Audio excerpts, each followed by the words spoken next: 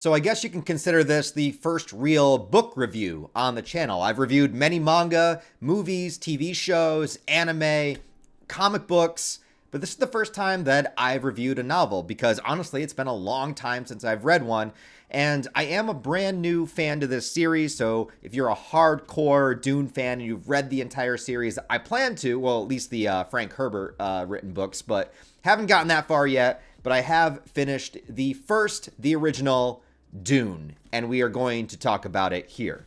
Bear with me, though, because I am a first-time reader getting into this universe for the first time, and I am a basic bitch, I guess, because I got into it through the movies. I loved Dune 1 and Dune Part 2 that came out earlier this year, and I wanted to bask myself into more of this lore. I was very curious about it. I wanted to see how the original book was written. I wanted to see if it would appeal to me. I wanted to read the series. I've been very, very fascinated by the lore for some time, so I figured now is the time to finally get back into reading books and starting with potentially one of the best sci-fi series of all time, Dune. So it's going to be hard to talk about this without any kind of spoilers. So basically how I'm going to structure this video is I'm going to give you the general premise, my general feelings on the book, and how I felt like the book was written. But then we're just going to go full into hardcore spoilers just throughout the entire thing so I can talk about what I got out of the book and its characters and its themes and things like that. So 99% of this video is going to be spoilers. So if you haven't read it or at least watched the movies, that's what this review is going to be. But first, let's just talk about the general premise. If I can somehow summarize this story, let's talk about it like this. All right. Obviously, it is a sci-fi series that takes place in the distant future where there are various colonies and royal houses throughout all of these different planets, all under the rule of one emperor. And there is this coveted planet that is very, very important and very special called Arrakis that has spice, right? It's a desert planet, but it has this valuable resource of spice that is used for so many things that they need, that they harvest. And there's also natives on the planet called the Fremen that most people kind of disregard or view as savages or these people that aren't as advanced. And yeah, we just kind of work among them. They live there, whatever. And in the beginning of the story, the Emperor sends House Atreides, one of the great royal houses, to the planet in order to kind of take charge of it, to be in control of the spice production for everybody else. But really, it's a setup. It is a method of betrayal, and the Emperor plans to use the Harkonnens, who were the previous controllers of the planet, to attack them, but he also lends them his army in disguise to take out all of House Atreides because he doesn't want House Atreides to get too powerful, perhaps challenge his rule someday, whatever it is, and manages to take him out, except for Paul Atreides and his mother, Jessica, who are stranded on the planet, encounter the Fremen, and chaos ensues. But the most important factor of this book is with its main character, Paul Atreides, who seems to be, I don't know if I'm using this word correctly, but maybe a bit of a deconstruction of the Chosen One archetype, where he is in the right place at the right time with all of these different things that have been set up throughout time, throughout history, throughout religions, and he just happens to be that X factor that is in the perfect place at the perfect time. And the story really plays a lot on how religion and these legends and prophets and messiahs influence people and that kind of thing, and also the X factor, I guess, of the things that you don't pay attention to or the things that you maybe disregard actually becoming to be very important over time. Like I said, it's a really hard book to summarize or to talk about without talking about specific things or getting into its lore. But essentially what you have is Paul's kind of rise to power and looking through it through his eyes, and particularly through his mother, Jessica's eyes. In many ways, I also feel like Jessica is kind of the main character of this book, even though it is technically Paul, but Jessica has a lot to say and a lot of influence to give throughout the story and to her child, Paul. So, you're going to see him kind of rise to power throughout learning the Fremen ways and kind of becoming one of them and also maybe being their chosen one. So there's a lot of things the book has to say about that. I'm going to get into specifics. This is like the non-spoiler portion, but if you're wondering about reading the book, if it would appeal to you or not, I do want to say a couple of things. This book is very dialogue driven. Now, for me, that works very well because I'm very much a character-based person when it comes to storytelling. I always say, like, you can have the greatest plot twists or the greatest action sequences or the greatest this or that, but if you don't have great, compelling characters that I give a shit about, then all of it kind of falls flat. I'm much more of a person that likes to see a character's development over time. I like to see characters change. I like a character to be a completely different person by the end of the book or by the end of the story in anything that I read. I like to see that kind of progression and change of a character over time. And the biggest thing is I like to understand characters. I like to know where they're coming from. I like to know where their headspace is at. And while characters are making decisions that could be great or could be disastrous, one of my favorite things about storytelling, this is why I like a lot of the stories that I like when it comes to manga with Berserk or TV shows like Breaking Bad or whatever the case may be. I love seeing every single decision and every single interaction the character goes through that they're capable of justifying, and then you kind of don't even really notice the shift in them until it's too late, just like many of the other characters. And I feel like that is definitely something that happens in here. But a lot of it is done through character interaction and dialogue and inner dialogue. So there is not a lot of description when it comes to action sequences or fight scenes. Now, those are in here. There are fight scenes and there are action sequences, but a lot of them are explained within like a paragraph or two. And then the dialogue between two characters, like the back and forth of them speaking, goes on for, a dozen pages. And in many ways, it kind of read to me almost like a script where you're just kind of going down and you're seeing the characters interact. Like if you write a script, you keep the descriptions very vague, or not vague, but like very limited. And then you have just the dialogue between the characters. That's what it's supposed to be. This isn't written like a script, but there are so much dialogue between characters that, it reminded me of that. And I was able to kind of follow it very, very well because of that, because in my mind, I'm just envisioning these characters talking to each other back and forth. I also do have the added benefit of seeing the movies first. So some people say that the Dune novel is hard to follow. I didn't really feel that way, but I also have the added benefit of seeing the movies first. So, I was probably able to envision things in my mind a little bit better than if I came into it completely blank, so that is there to consider too. I really, really enjoyed it. It has a lot of differences from the movies, which I will get into in this video, but overall, if you want a good epic sci-fi story, I think this is definitely worth checking out, but also keep in mind it's written with a lot of dialogue and there's a lot of heavy themes of like manipulation behind the scenes of politics and that kind of stuff. So it doesn't get bogged down within itself too much because it stays entertaining the entire way. But it is much more, I guess, about ideas rather than about action sequences or big sci-fi settings. But there are giant worms that will eat you, so that's cool. All right, but now I'm actually going to talk about the book and the story, so I'm going to get into all kinds of spoilers. So if you haven't at least seen the movies, that's going to be the rest of this video. So that's it moving forward. Now, the first thing I want to talk about is the Bene Gesserit, because I do find this fascinating. And once again, keep in mind, I'm a brand new reader. I haven't gone through, I just read the book once. I literally just finished it this morning. And besides that, I've only seen the movies, so please forgive me if I mess things up or that if I don't understand something 100%. But I am fascinated by the idea behind the Bene Gesserit because to me, and maybe I'm way off base, but this is how I viewed it, is they're kind of like the Illuminati, but like in plain sight, which might be actually the Illuminati of our real world anyway, so, there's that.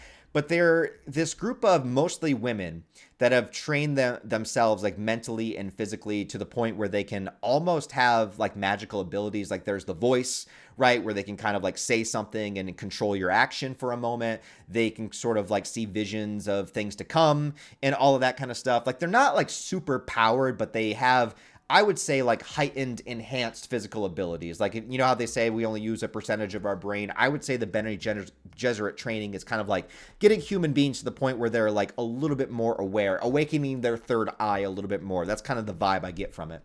But what fascinates me about it is how they manipulate societies and kingdoms and just ideas between people, and their ultimate goals are not something that they plan to have fulfilled even within their lifetime. They're looking ahead, dozens of years, hundreds of years. Like, they're playing the long game, which I find very fascinating. And maybe as a conspiracy theorist, I kind of feel like that's what's happening in our real world too, where these people make these big decisions that, impact the lives of the small people of the world in a significant way. But they don't really notice it until hundreds of years later. Like, they're getting people to breed in particular ways. They're mixing bloodlines of different royal houses. They're building up to bring out their prophet of the Kwisatz Haderach, and they can even influence the genetics, like the gender of the child that they're going to bear. So that begins, like, the whole idea with Paul is that Jessica was with Duke Leto, the head of House Atreides, and she was supposed to, the Bene Gesserits wanted her to have a daughter, but she chose to have a son because she loved her husband so much and he wanted an heir, he wanted a son, and so she gave him Paul. So Paul shouldn't even exist like the way that he is, right? And what I really did love about this too is that there is a deep love between Duke Leto, Paul's father, and Jessica.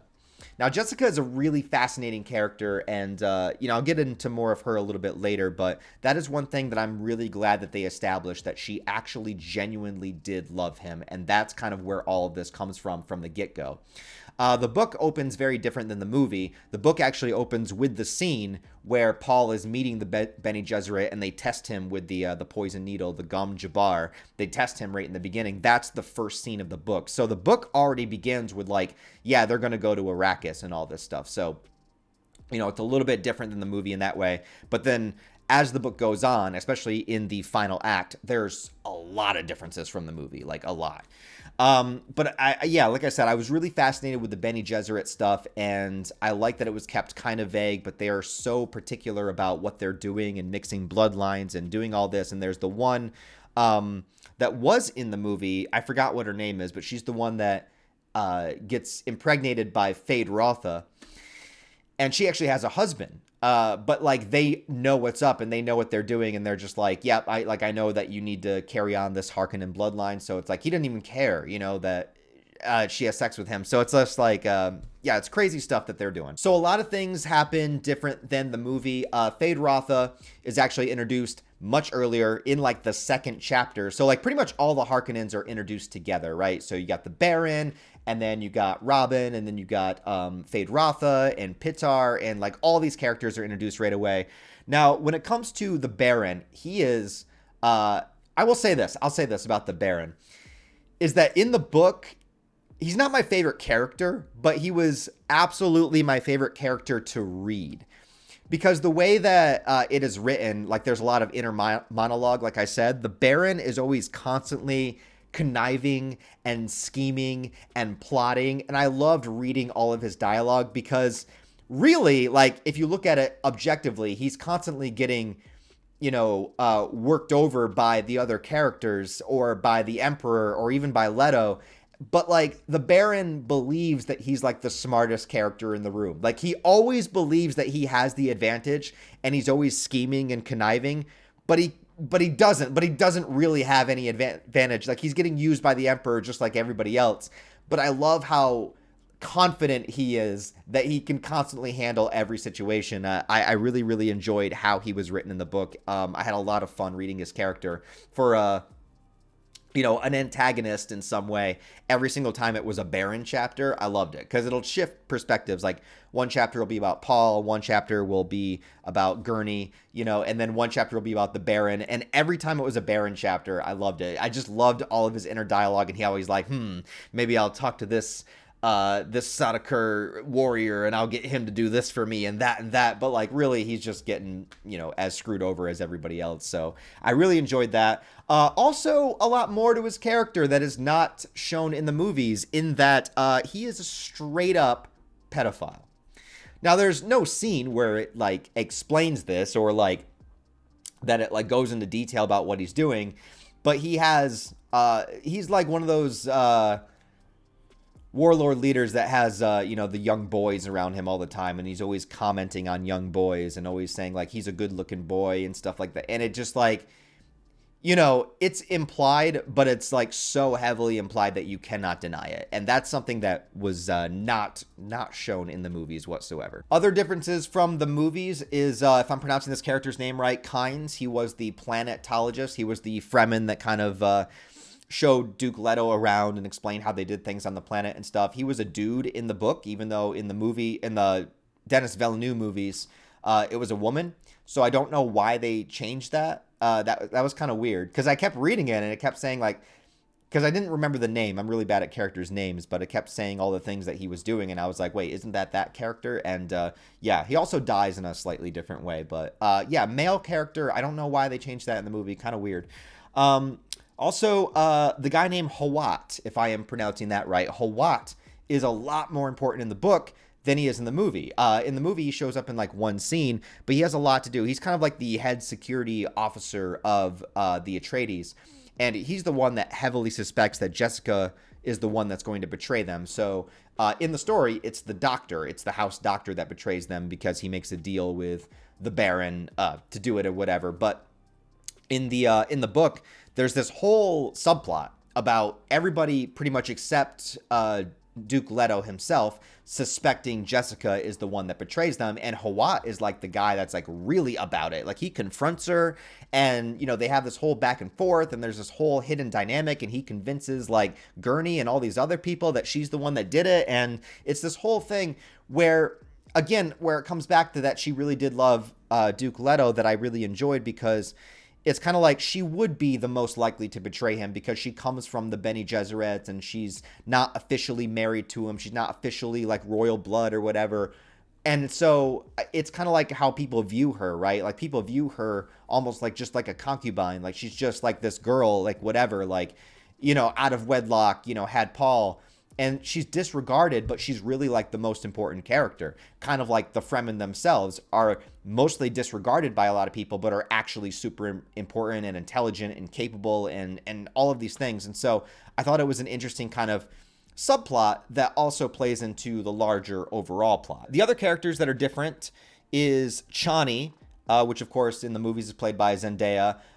They gave her a lot more to do in the movies when it comes to like the action sequences, because in the book, she's not really a warrior, at least not what I interpreted from the book whatsoever. If there was any scenes like that, it must have been really quick because I don't remember them. I completely missed them if that happened. And she's pretty much like completely loyal to Paul. Like they pretty much fall for each other, and there's I do think she's an interesting character, but like there's not a lot of confliction with her in the book. How Dune Part 2, the movie, ends is her seeing Paul's rise to power and she heads off on her own. Does not happen in the book. In fact, the book ends with her and Jessica together. Not together like that, but like together, like watching Paul. So, you know, that was completely different in the book. And there's also another girl named Hera who was I believe the wife of the Fremen warrior that Paul defeated in combat to kind of like prove his worth or whatever. And according to the Fremen society and the way that they do things, she became loyal to Paul afterwards. Like she basically became his, you know, and maybe that's like too uncomfortable of a topic to put into a movie in 2022. But I think when you're looking at, you know, a fictional society, which is also, you know, has its roots in probably real societies and tribes and cultures and lore that have happened in our real world, sometimes that did happen. You know what I mean? Like, it's like the wife of the warrior that was defeated, you know, got taken by the warrior that defeated him. And it's a uncomfortable topic, but it's something that has happened throughout human history. And it's just in this book in a different way. Right.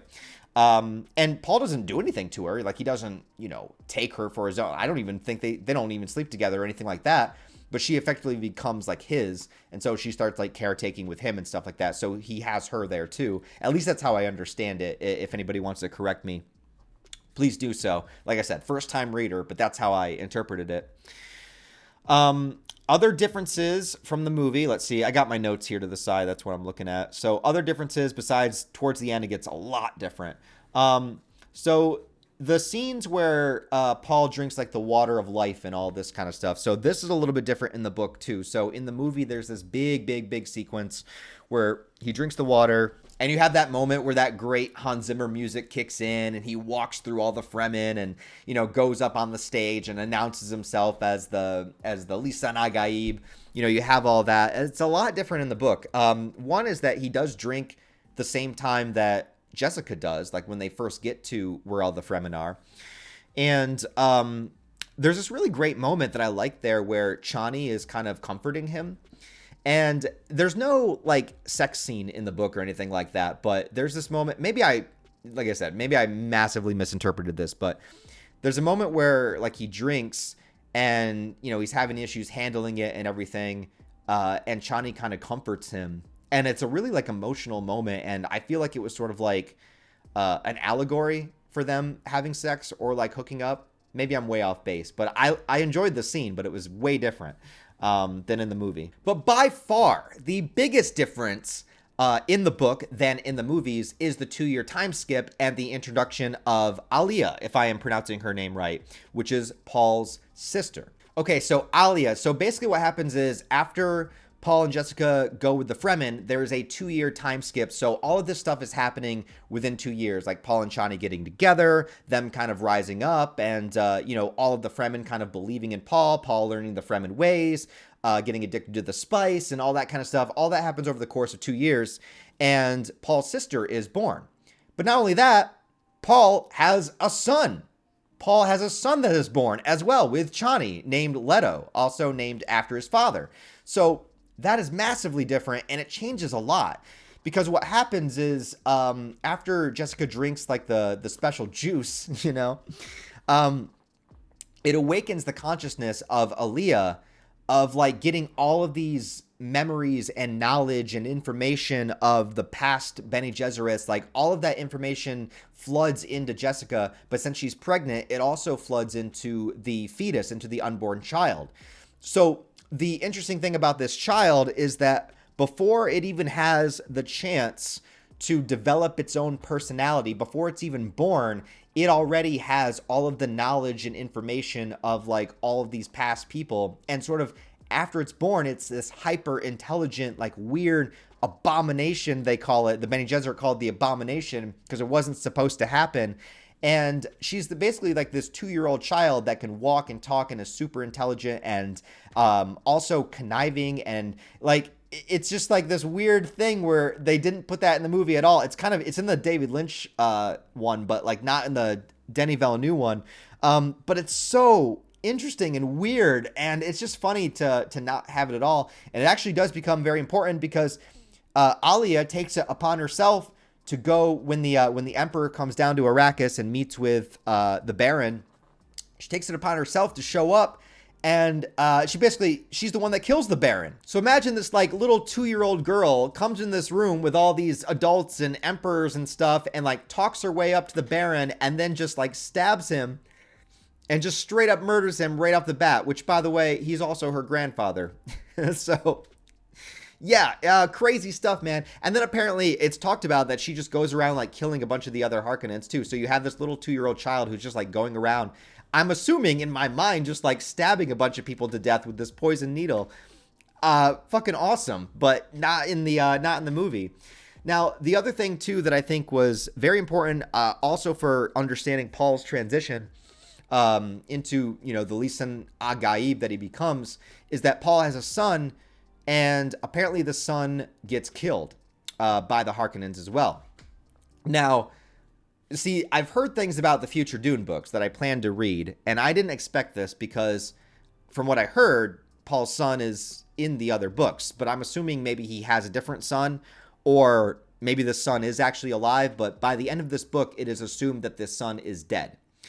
And so that heavily motivates Paul because it just like brings him like it makes him, it's right when he's about to attack the Emperor and everything, and it just hollows him out. Like there's this whole paragraph about how he just feels like this empty, hollow human being. And you can imagine like losing a child, not only that, but losing an infant son would be like this massive cataclysmic trigger that would inform why you're okay, basically, using these Fremen to mutilate and destroy and kill all of these Harkonnens. Like, fuck everybody. Like, you can completely understand and sympathize even though, it's leading Paul down this darker path, like I thought that was a good motivating factor that, might help understand his decision making a little bit more than what was shown in the movies. Also different than the movies is that the princess is barely a character. She's played by Florence Pugh in Dune Part 2, and she's shown a bunch. In this, she only is at the very end. She has like 2 lines of dialogue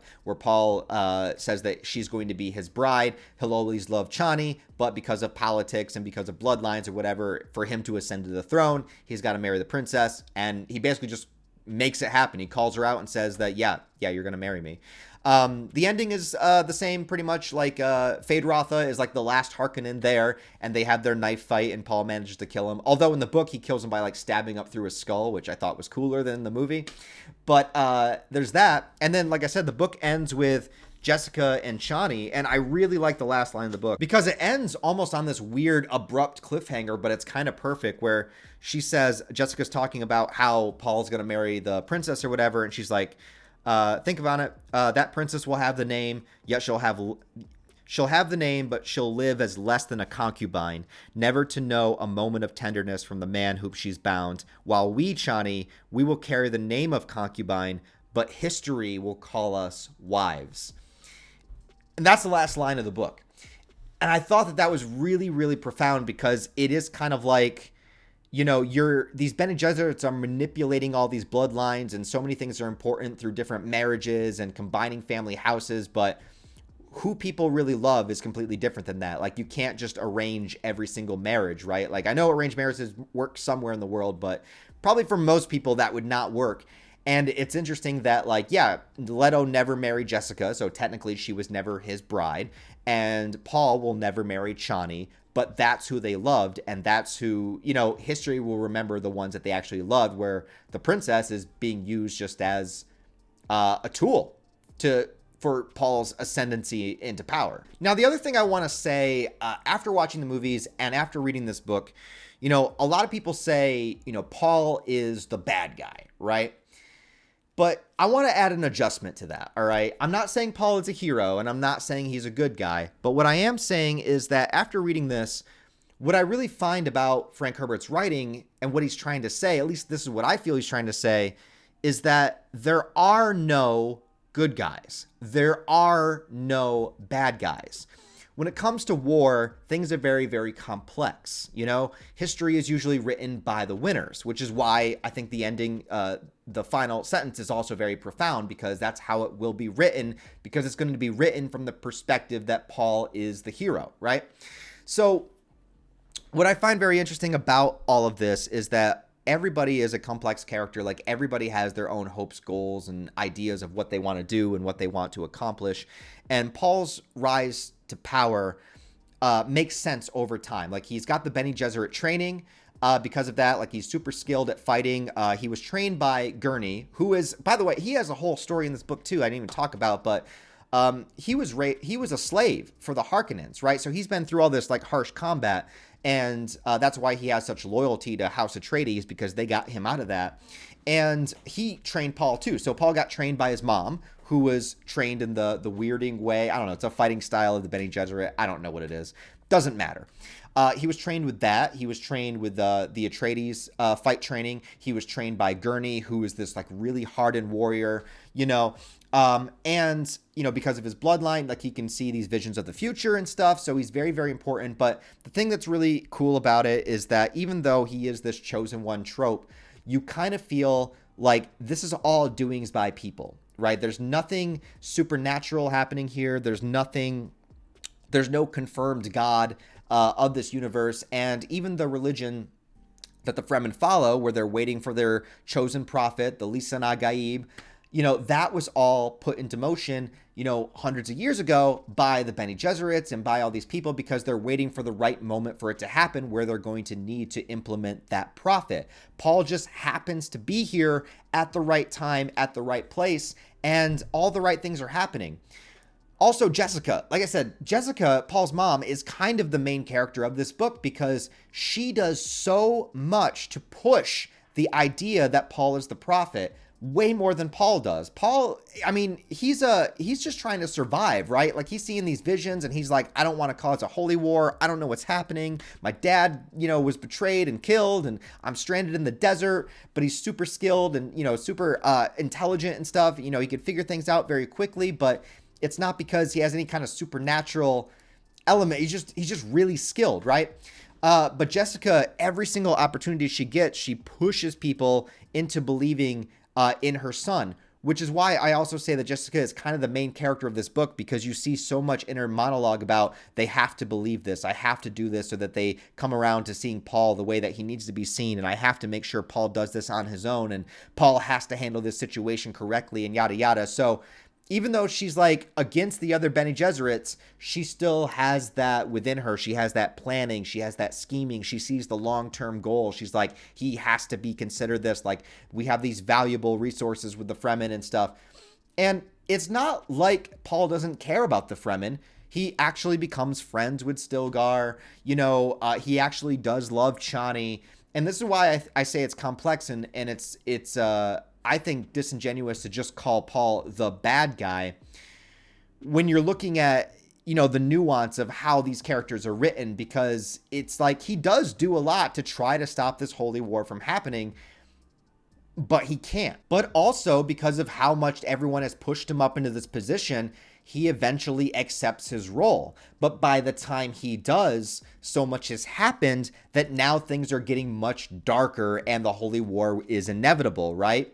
So yeah, Paul does kind of become a monster by the end of the book, but you understand it. But at the same time, the Emperor is an asshole. He basically betrayed and killed this entire house, right? The Baron is an asshole. The Harkonnens are an asshole. You don't really hear a lot about the other houses, but like you assume it's the same. And the Bene Gesserits, they're manipulative and scheming. So there's no good guy here. There's no good guy in the story. And I think that that's kind of what it was trying to imply, that during when it comes to war and politics and religion and stuff, it's all about just the current moment and who can take advantage of what. And it's like, that's the complexity of a human being. Like, we're capable of justifying, in the right circumstance, a person is capable of justifying anything. And I think that's true on an individual level. Like, there are things that you will say to yourself, like, I would never do that. But in the right circumstance, in the right state of mind, after being pushed in the right direction for so long, maybe you will. Maybe you would do that thing that you say you never would do, right? I think the same thing is true with Paul. He doesn't want the holy war to happen. He doesn't want this to happen. But when you see things happen every step of the way, you see him having these visions of the future. You see him going to the planet. You see him being one of the only survivors, living with the Fremen, going up against the Emperor, and then having his son get killed. Well, you see everything that would happen. So like, the decision he makes at the end of the book is not the decision he would make in the beginning. But after going through all of this, you get it. You understand it, right? Even if we don't agree with it. And there's really nothing to agree with in most of these characters, but you can at least understand the decisions that they make and why they make them. And even with Jessica, Paul's mom, she's pushing him and pushing him and pushing him to be this kind of prophet character with the Fremen. But there's even a moment at the end where Paul's, I forget exactly what he's doing. I don't know if it's like just killing all of the Harkonnen or whatever.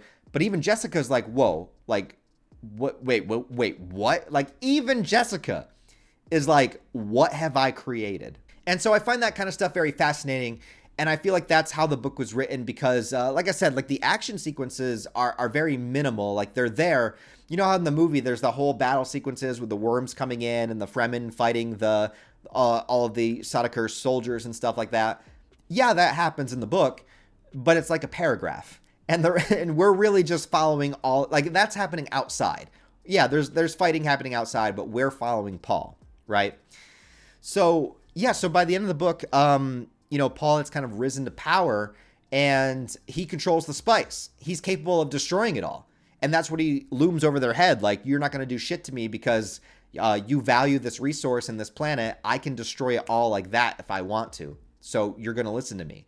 He defeats Feyd-Rautha, shows his prowess, the Fremen. And even in that fight, what I really like is, like, he goes into the fight and he's like, even if I die, it doesn't matter, because I'll just be a martyr to these people and they'll continue it even after my death. And you're just like, what the fuck? Like, you don't give any shits anymore by the end. Like, Paul gives zero shits by the end of the book, and I love it.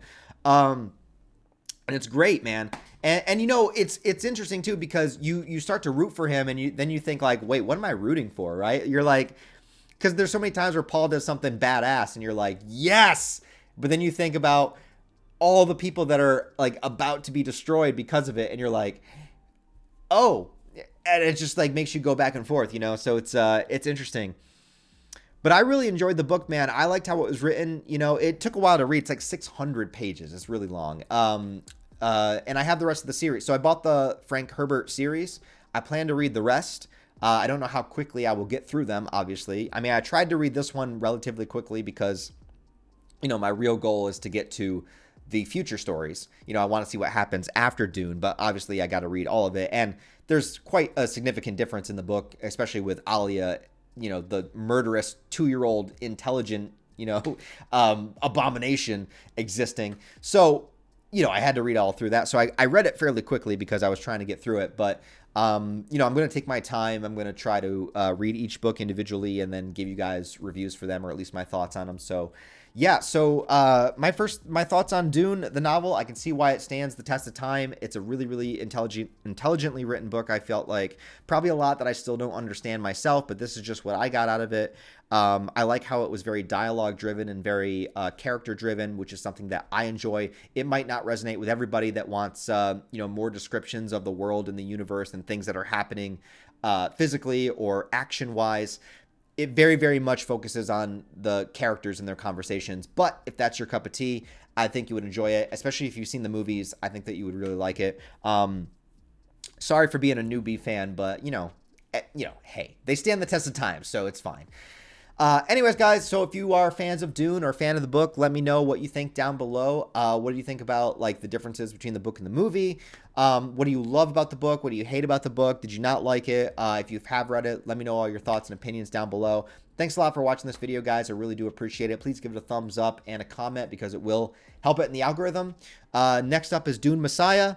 You know, I don't know when I'm going to finish it, but when I do, I'll let you guys know what I think about it. So thanks for watching, guys, and I'll talk to you later.